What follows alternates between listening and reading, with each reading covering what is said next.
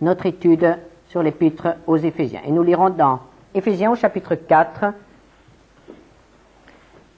Nous avons ici la deuxième partie de l'épître, du corps de l'épître.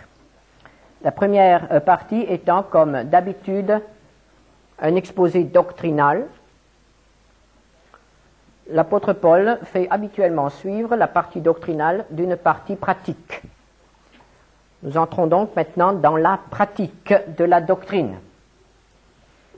À partir du chapitre 4,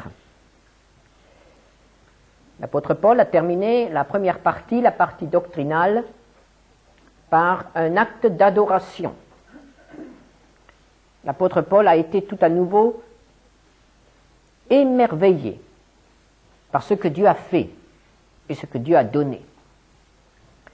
Et en pensant à ces choses, en les exposant par écrit pour les chrétiens d'Éphèse et des environs, l'apôtre Paul a été poussé à adorer le Seigneur, à le remercier de tout son cœur d'avoir conçu et réalisé un tel projet.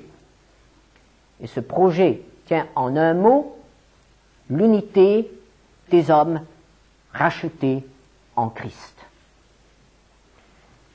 Il a renversé le mur de séparation. Il a ôté les obstacles qui empêchaient la réconciliation entre les hommes. Jésus est la paix qui permet aux hommes rachetés de vivre en paix entre eux. Quel que soit leur passé, quelle que soit leur origine, quelle que soit leur race ou leur différence sociale ou professionnelle. Plus de division, mais l'unité en Christ. C'est le message qui a jeté l'apôtre Paul à genoux pour adorer le Seigneur. Et maintenant, Paul va tirer les applications pratiques de ce message. Et il écrit au chapitre 4 des Éphésiens, nous lirons les 6 premiers versets, « Je vous exhorte donc, moi, le prisonnier dans le Seigneur, à marcher d'une manière digne de la vocation qui vous a été adressée, en toute humilité et douceur, avec patience, vous supportant les uns les autres avec charité, vous efforçant de conserver l'unité de l'esprit par le lien de la paix. Il y a un seul corps et un seul esprit, comme aussi vous avez été appelés à une seule espérance par votre vocation. Il y a un seul Seigneur, une seule foi, un seul baptême, un seul Dieu et Père de tous, qui est au-dessus de tous, et parmi tous, et en tous. Au verset 4, l'apôtre Paul affirme, il y a un seul corps. Qu'est-ce que cela veut dire? Cela veut dire qu'il y a une seule Église. L'Église est le corps de Christ. S'il y a un seul corps, il y a une seule Église. De quelle Église s'agit-il? Est-ce qu'il s'agit d'une Église avec un nom? Est-ce qu'il s'agit d'une Église bien précise? Il y a actuellement dans le monde de nombreuses églises. Il y a tout un éventail de dénominations différentes. Mais aucune de ces dénominations, aucune église, et nous ne nous faisons pas d'illusions, la nôtre non plus, ne peut prétendre être la seule église. Être l'Église, avec un grand E, celle dont il est question ici. L'Église dont parle l'apôtre Paul est l'ensemble des rachetés du Seigneur. Fait partie de cette Église celui qui a accepté Jésus-Christ comme son Seigneur et Sauveur, celui qui a fait l'expérience de la régénération, qui est donc en communion avec Dieu, quel que soit le nom de la chapelle qu'il fréquente, ou de l'Église sur la liste de laquelle il est inscrit comme membre actif. Nous sommes une seule Église. Il n'y a pas plusieurs églises du Seigneur dans le monde. Il n'y en a qu'une seule. Et au ciel, il n'y en aura qu'une seule. Il n'y aura pas d'un côté les églises officielles et de l'autre les églises souterraines. Mais il y aura ensemble ceux qui étaient membres de l'Église de Christ dans une église officielle et ceux qui étaient membres de l'Église du Christ dans une église souterraine ou dans une église dissidente ou dans une église libre, tout ce que vous pouvez imaginer. Pour Dieu, il n'y a plus de barrière. Et lorsque nous lisons cet épître aux Éphésiens, nous réalisons à quel point le cœur de l'homme est tortueux d'avoir réussi à mettre des barrières et des murs de séparation là même où Dieu avait voulu manifester au monde l'unité des hommes. Plus de barrières dans l'Église, dans la véritable Église. Notre préoccupation doit donc être non pas de savoir si telle ou telle Église est meilleure que l'autre, mais de savoir si je suis membre de l'Église du Seigneur. C'est là ma préoccupation essentielle. Il y a un seul corps. Il y a une seule Église. Pourquoi? Parce qu'il n'y a qu'un seul esprit qui régénère et qui unit. Il n'y a pas un Saint-Esprit frère. Il n'y a pas un Saint-Esprit baptiste. Il n'y a pas un Saint-Esprit méthodiste. Il y a le Saint-Esprit qui unit. Le même pour tous. Un seul esprit crée un seul corps. 1 Corinthiens 12, verset 13. Nous avons tous, en effet, été baptisés dans un seul esprit pour former un seul corps, soit juif, soit grec, soit esclave, soit libre, et nous avons tous été abreuvés d'un seul esprit. Si nous avons reçu le Saint-Esprit, nous sommes membres de ce corps. Et nous ne pouvons pas nier l'unité, le lien qui nous unit à tous ceux qui ont été régénérés comme nous, par le même esprit. Reprenons 1 Corinthiens 12, verset 12. Car comme le corps est un et a plusieurs membres, et comme tous les membres du corps, malgré leur nombre, ne forment qu'un seul corps, ainsi en est-il de Christ. Et au verset 20, maintenant donc il y a plusieurs membres et un seul corps. Il y a un seul corps. Il y a une seule Église. Les rachetés du Seigneur sont unis les uns aux autres par un seul esprit. Et l'apôtre Paul écrit alors: je vous exhorte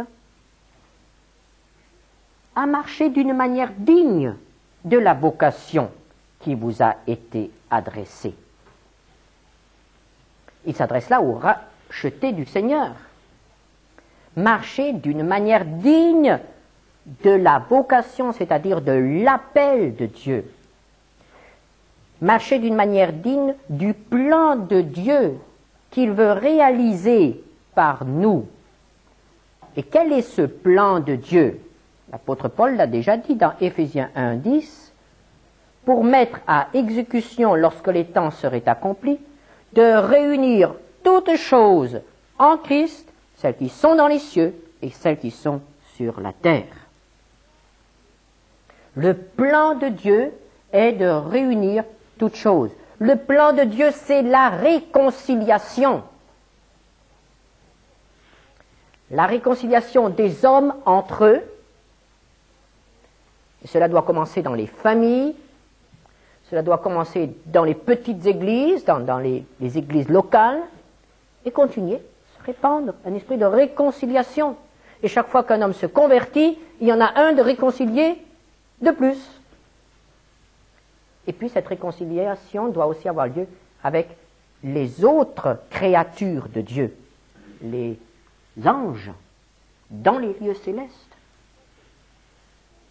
Il faut que tout ce qui a été créé par Dieu soit à nouveau réconcilié, forme un seul. L'apôtre Paul a parlé du Père de toute famille. Il veut faire une famille et être le Père de cette famille qui est la création. Voilà le but de Dieu. Le but de Dieu, c'est que nous soyons unis. Et Jésus a bien insisté sur ce fait avant de mourir. Il a prié pour que les siens soient unis. Unis entre eux et unis avec Dieu. Alors si nous voulons être dignes de la vocation que Dieu nous a adressée, il faut bien avoir à l'esprit et dans le cœur ce but de Dieu. Le but, c'est la réconciliation. Le but, c'est le renforcement du lien qui nous unit les uns aux autres. Éphésiens 2, verset 14. Il est notre paix, lui qui des deux n'en a fait qu'un, et qui a renversé le mur de séparation, l'inimitié, ayant anéanti par sa chair la loi des ordonnances dans ses prescriptions, afin de créer en lui-même, avec les deux, un seul homme nouveau, en établissant la paix, et de les réconcilier l'un et l'autre, en un seul corps, avec Dieu, par la croix, en détruisant par elle l'inimitié. Voilà le but de Dieu. Et l'apôtre Paul nous exhorte à vivre d'une manière digne de cette vocation qui nous a été adressée d'être des ambassadeurs de paix, des réconciliateurs. Pouvons-nous être dignes de cette vocation? Nous ne pouvons pas être dignes de la mériter. Mais l'apôtre Paul nous exhorte à ne pas la déshonorer. Le chrétien doit être un homme de paix et de réconciliation. Si nous vivons dans l'inimitié ou si nous semons le trouble, nous ne sommes pas dignes de la vocation que Dieu nous a adressée. Si nous ne contribuons pas à l'unité dans les familles, dans l'Église ou ailleurs, nous ne sommes pas dignes de la vocation que Dieu nous a adressée. Et l'apôtre Paul avait à cœur que les chrétiens vivent d'une manière digne de cette vocation. Et il dit, vous efforçant de conserver l'unité de l'esprit. Il y a un effort à faire. Il y a un réel effort à faire pour résister aux forces de destruction qui s'acharnent contre tout ce qui est de Dieu. Actuellement, l'adversaire s'acharne contre la famille et veut la diviser, veut la détruire. Il dresse l'homme contre la femme. il dresse les enfants contre les parents. Il faut que nous fassions des efforts, de réels efforts, pour résister à ces forces de destruction qui démolissent la famille. Il en est de même dans l'Église. L'adversaire veut détruire l'Église. L'adversaire veut diviser les églises locales. L'adversaire veut dresser une église contre une autre. C'est la destruction qu'il veut. Il faut faire de réels efforts pour que nous puissions résister à ces forces de destruction, ces forces de division qui opèrent sans arrêt et il ne se passe pas une journée sans que nous en ressentions les effets. Il y a donc un effort à faire dans ce sens. Et comment allons-nous faire cet effort? Quelle est notre part? Comment allons-nous résister à l'adversaire? L'apôtre Paul nous le dit au verset 2. En toute humilité et douceur. Voilà la première arme contre la division. Elle nous étonne. Pourquoi l'apôtre Paul a-t-il choisi justement l'humilité et la douceur? Est-ce que l'humilité et la douceur sont des armes offensives ou défensives? Est-ce que l'humilité et la douceur sont par elles-mêmes assez fortes pour réduire les attaques de l'adversaire? Quel est le contraire de l'humilité et de la douceur? Ça va nous mettre sur le chemin. Le contraire de l'humilité, c'est l'orgueil. Le contraire de la douceur, c'est la dureté. Et nous devons bien reconnaître que beaucoup de problèmes dans les familles, beaucoup de problèmes dans les églises, viennent de l'orgueil et de la dureté de cœur. L'orgueil et la dureté de cœur sont des armes de premier choix entre les mains de celui qui veut détruire. Et Jésus répond par le contraire. Il nous dit, soyez humbles et doux de cœur. Lorsqu'on se dresse contre nous avec orgueil, sachons nous revêtir de l'humilité de Christ. Et l'orgueil de l'adversaire glissera sur nous, ne trouvera pas prise sur nous. Autrefois, les lutteurs s'enduisaient le corps d'huile. Et l'adversaire n'avait pas prise, il glissait. C'était peut-être pas très agréable, mais c'était efficace. Eh bien, soyons revêtus de l'huile de la douceur et de l'humilité. L'autre attaque avec une parole dure.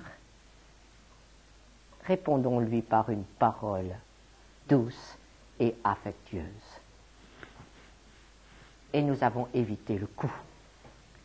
Et nous avons désarmé l'adversaire. Frères et sœurs, l'orgueil et la dureté de cœur sont à l'origine de beaucoup de drames dans les familles chrétiennes et dans les églises. Revêtons-nous de douceur. Et l'apôtre Paul poursuit avec patience. Ah, la patience. Combien nous avons du mal à apprendre la patience. C'est merveilleux, nous venons de répondre par une parole douce à celui qui nous a dit une parole dure. Grande victoire. Mais voilà, l'autre arrive avec une deuxième parole dure. Ah, alors là, vraiment, il exagère, hein? Je vais le remettre à sa place, parce que là, bon, ça a très bien marché la première fois, mais la patience n'était pas là. Il faut savoir patienter. Il faut savoir attendre. Ne nous attendons pas à voir celui qui nous adresse des paroles dures, être désarmé par notre première parole douce, ce serait tellement beau. Mais non, mais il a le cœur dur, et un cœur dur, eh bien un cœur dur, il lui faut du temps pour se ramollir. Beaucoup de temps. Et c'est de la patience qu'il faut pour y arriver de notre côté. Et puis encore, l'apôtre Paul ajoute, vous supportant les uns les autres avec charité. Il nous arrive parfois de dire, je ne peux plus le supporter. Et ça veut dire qu'il pèse trop lourd sur nous. Ses paroles, ses manies, ses défauts, tout son comportement devient de plus en plus lourd sur nous. Eh bien, l'apôtre Paul nous dit, vous avez à supporter. Vous avez à supporter. Et si nous y regardons de plus près, le Seigneur Jésus nous dit que nous devons déposer nos fardeaux à ses pieds. Alors, nous avons là le secret. Quand nous ne supportons plus quelqu'un, c'est que nous avons voulu le porter. Nous avons voulu le porter, et puis il est en train de nous écraser. Alors quand quelque chose nous écrase, il vaudrait mieux le mettre de côté, le déposer. Et il y a un lieu où nous pouvons déposer tous les fardeaux, c'est la croix.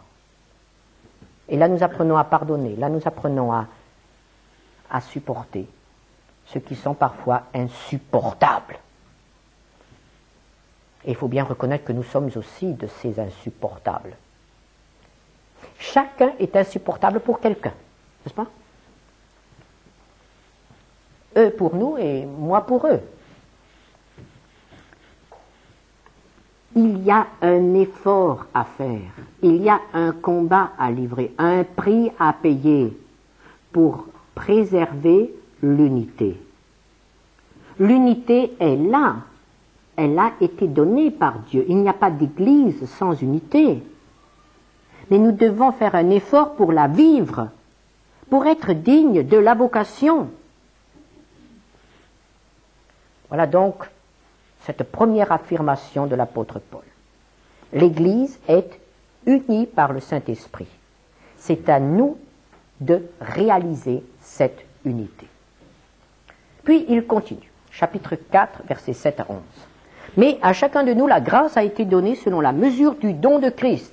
C'est pourquoi il est dit, étant monté en haut, il a emmené des captifs et il a fait des dons aux hommes.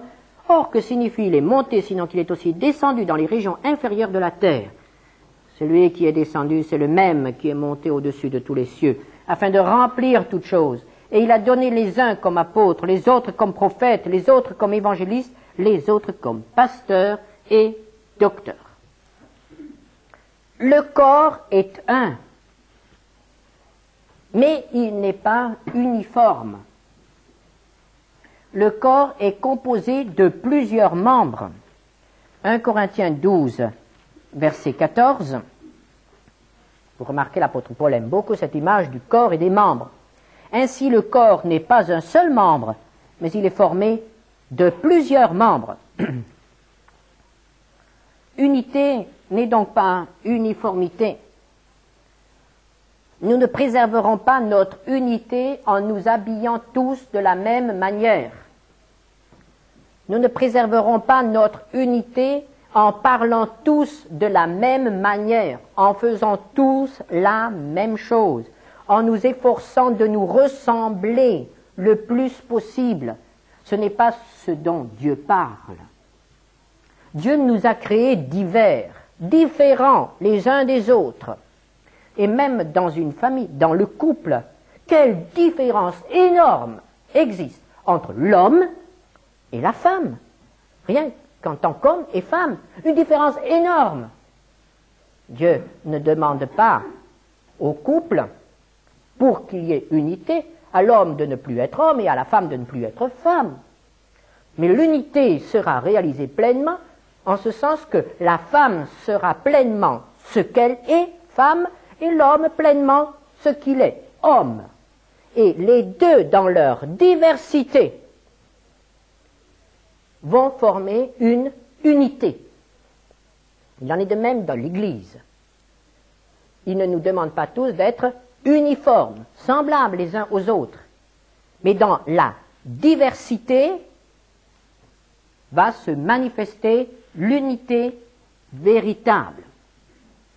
Et cela, l'apôtre Paul prend le niveau le plus élevé, celui des dons.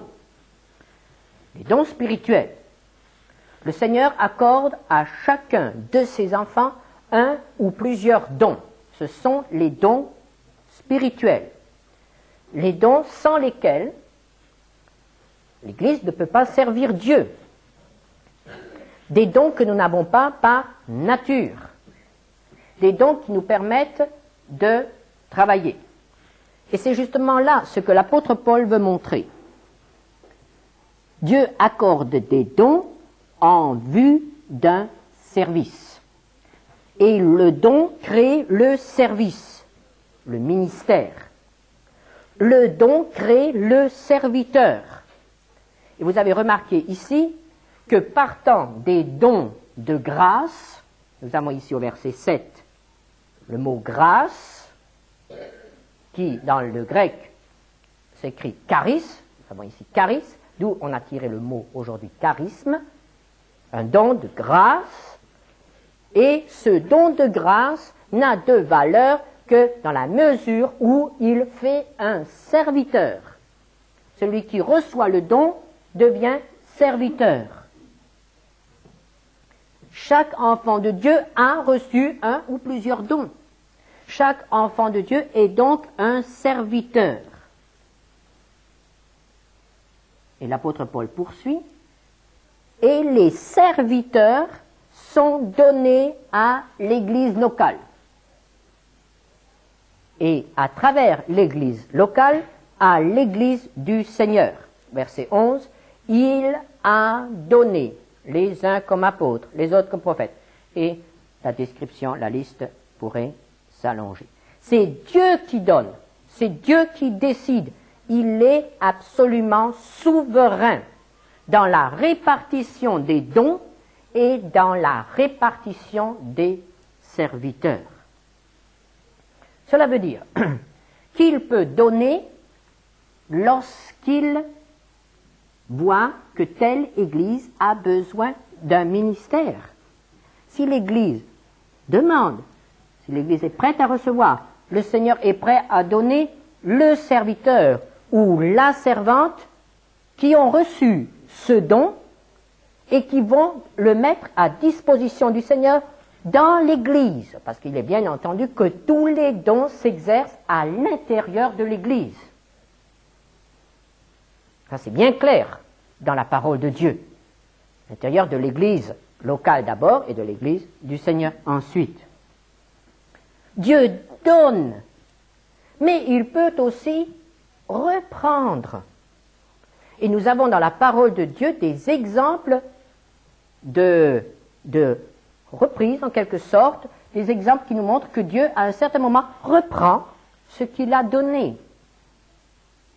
Par exemple, dans les messages aux églises, Dieu dit à une certaine église, « Attention, je vais te reprendre ton chandelier. » C'est-à-dire que Dieu va lui ôter la possibilité d'être lumière à l'endroit où elle se trouve. Et si Dieu a repris le chandelier à cette église, c'était fini pour elle. Pourquoi? Parce qu'elle n'a pas utilisé ce qu'elle avait reçu. Dans l'histoire d'Israël, la mort du roi Josias a été un châtiment non pas pour le roi Josias, mais pour le peuple, parce que c'était un bon roi. Et Dieu a enlevé ce bon roi à un peuple qui ne se laissait quand même pas réformer. Dieu a enlevé ce bon roi qui a été remplacé par un mauvais roi qui a accéléré la décadence du peuple. Donc, dans une église, Dieu peut donner, mais il peut aussi reprendre.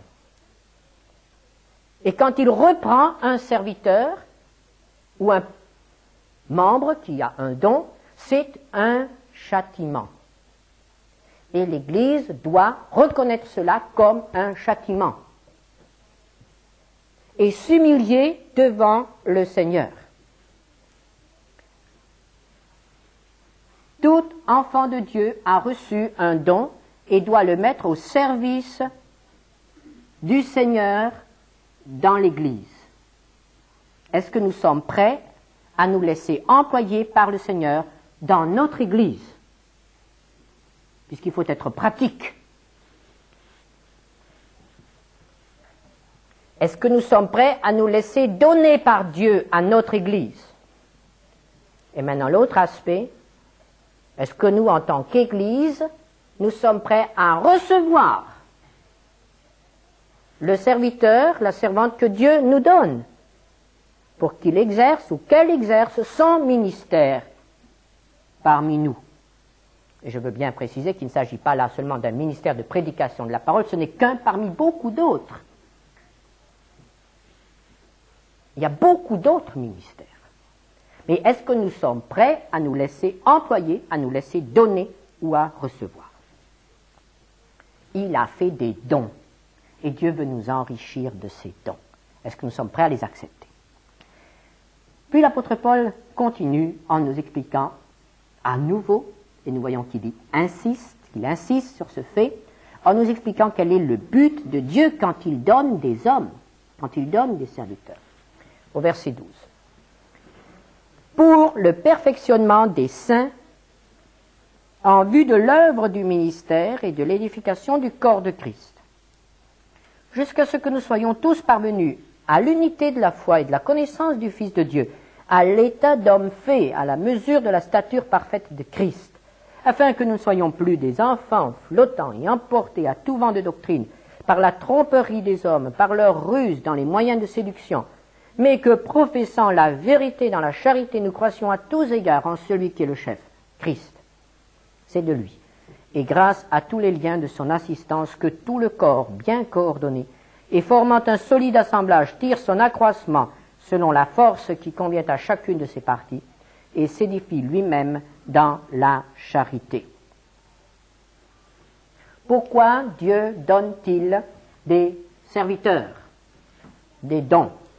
Au verset 12, pour le perfectionnement. Verset 13, jusqu'à ce que nous soyons parvenus. Verset 14, afin que nous ne soyons plus des enfants.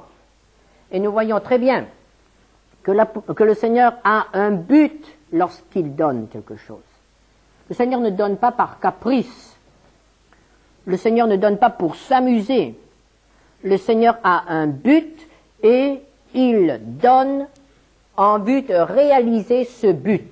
Et quel est ce but? Prenons celui qui est décrit au verset 14. Afin que nous ne soyons plus des enfants. La vie physique commence par la naissance, se poursuit par l'enfance, l'adolescence, pour atteindre au bout d'une vingtaine d'années ce qu'on appelle l'âge adulte. La vie spirituelle suit le même chemin. Il faut d'abord une naissance, puis il y a l'enfance, il y a l'adolescence, il y a la stature d'adulte spirituel. Cette vie intérieure doit donc grandir. Elle doit grandir pour atteindre la maturité spirituelle. Quelles sont les caractéristiques qui se distinguent l'enfance spirituelle et la maturité spirituelle? L'enfant est par définition instable. On peut lui faire changer d'avis facilement. Si un argument ne convient pas, il y en aura un autre. Mais l'enfant n'a pas la capacité de maintenir un choix. Il est instable. L'enfant discerne avec difficulté la différence entre le bien et le mal. Il peut être trompé. L'enfant se laisse séduire. On peut dire que ce qui caractérise l'enfant, c'est donc l'instabilité. Il ne faut pas lui en faire un reproche. Mais Dieu l'a créé ainsi. L'enfant est une argile facilement malléable.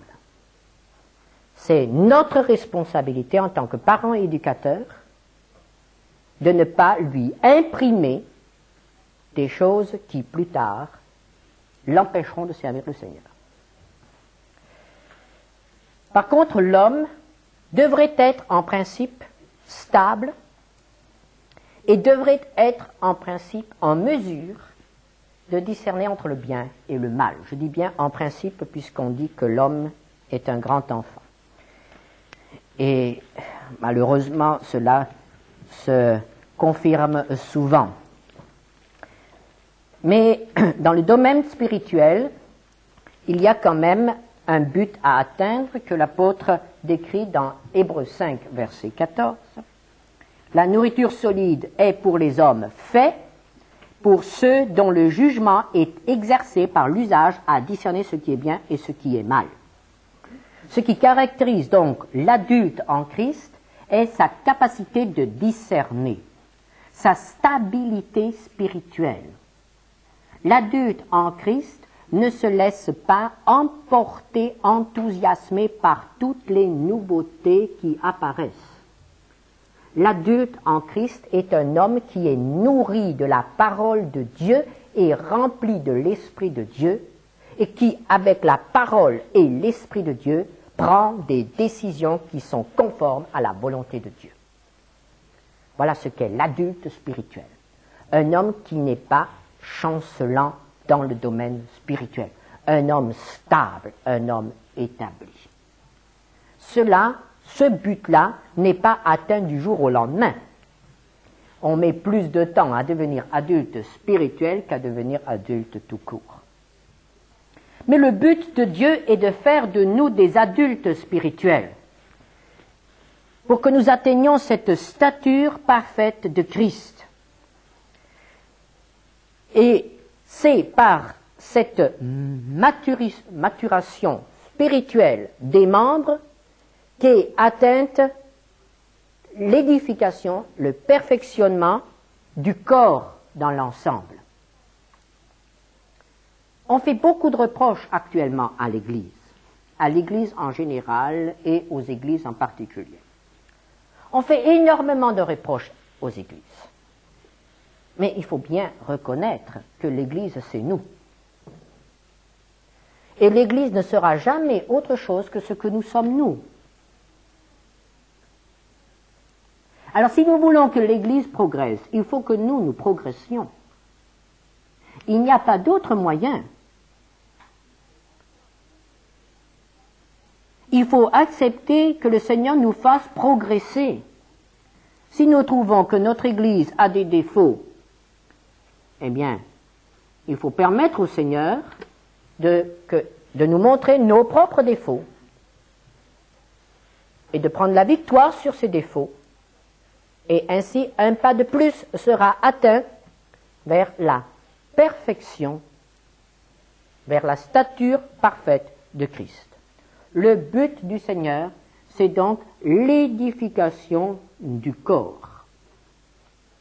Et cette édification du corps doit être complète dans tous les domaines. Il ne s'agit pas seulement de vouloir augmenter le nombre de membres du corps.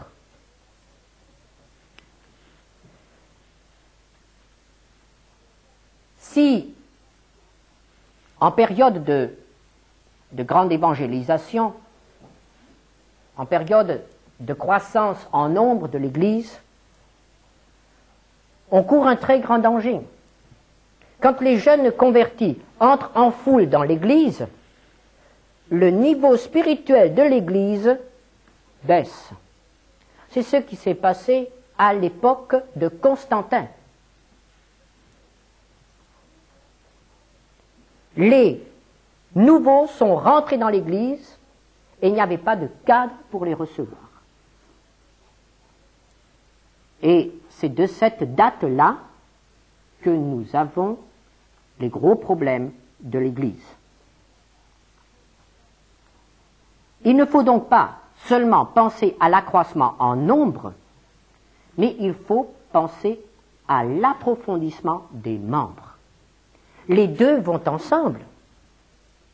Ça serait une erreur de dire nous ne pensons qu'à l'édification des membres et nous ne faisons rien pour évangéliser, car à ce moment-là, nous manifesterions notre égoïsme, jouissant de biens que Dieu nous donne, sans faire le moindre effort, le moindre sacrifice pour partager.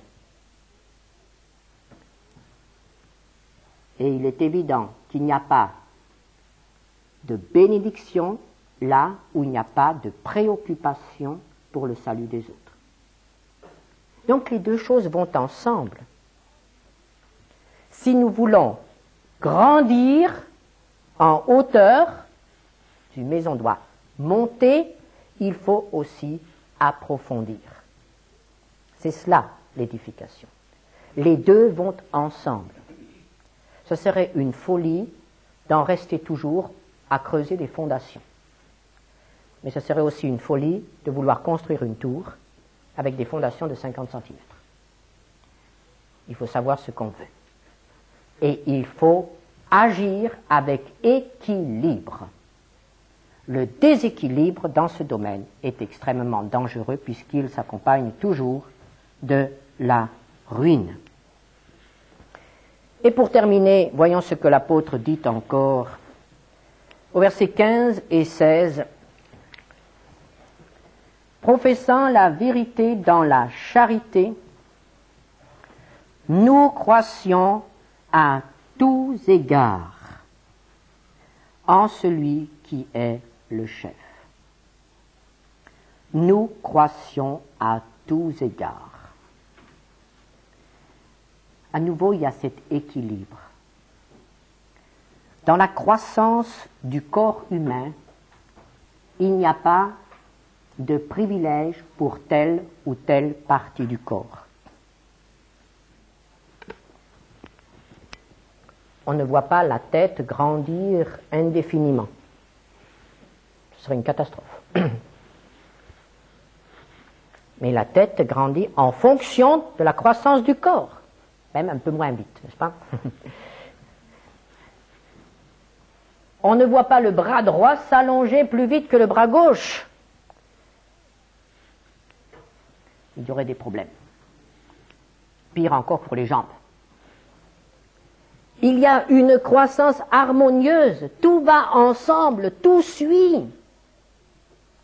Et dans la vie spirituelle, il doit en être de même. Il faut que tout suive.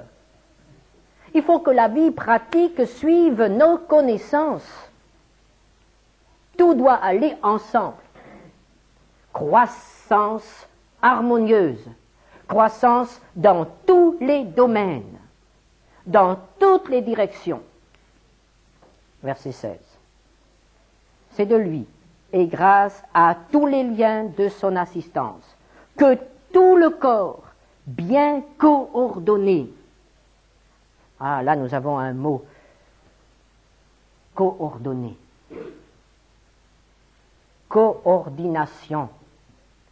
Quand on entend ce mot, mais est-ce qu'il s'applique à l'Église? Est-ce qu'on peut coordonner quelque chose dans l'Église? Qui dit coordonner, dit aussi ordonner. Quand on coordonne diverses activités, cela veut dire que chacun tient compte de l'autre pour arriver au but au même moment. Il n'y a pas là une course de vitesse. Moi, j'arrive le premier et j'en suis très fier. Non, il faut savoir attendre l'autre et il faut peut-être aussi presser un peu le pas pour rejoindre l'autre. Il y a une coordination. Et le Seigneur voudrait cela, c'est que chacun travaille dans la mesure où il tient compte du travail de l'autre. Et pas en franc-tireur, chacun de son côté. Je dirais même qu'ici apparaît une notion